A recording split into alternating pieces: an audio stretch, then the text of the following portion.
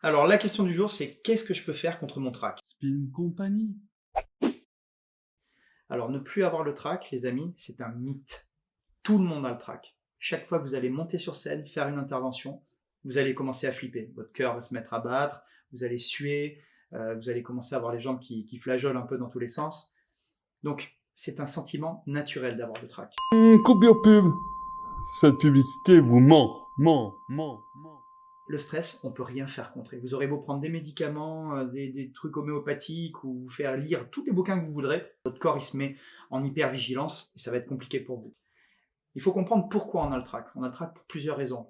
Généralement parce qu'on n'a pas assez bien préparé sa prise de parole ou qu'on l'a trop bien préparé parfois aussi. On stresse parce qu'on a peur du jugement des autres. Donc on stresse pour de multiples raisons. Et en plus, on a son petit diablotin sur l'épaule qui nous dit tout le temps « Mais qu'est-ce que tu fais là? Rentre chez toi, ne reste pas ici. » Tais-toi, ta gueule, toi, rentre chez toi, laisse-moi tranquille. Il faut que vous acceptiez plusieurs choses, à savoir qu'on vous regarde, qu'on vous juge, c'est quelque chose de normal. Vous seriez à la place de ceux qui vous regardent, vous jugeriez tout autant. Si vous êtes à l'endroit où vous êtes au moment où vous le faites, c'est que vous êtes légitime. Une bonne préparation, c'est une manière de moins stresser aussi. Donc, il faut bien préparer évidemment son discours ou son intervention, sans trop se prendre la tête non plus. Il faut pouvoir aussi s'aérer l'esprit, c'est-à-dire que ne révisez pas jusqu'au dernier moment, prenez le temps, il ne faut pas saturer la tête.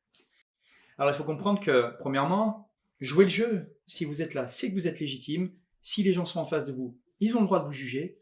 Jouez le jeu, faites votre maximum, et le trac sera avec vous. Soit c'est votre ami, soit c'est votre ennemi. Si vous luttez contre votre stress, vous ne gagnerez pas.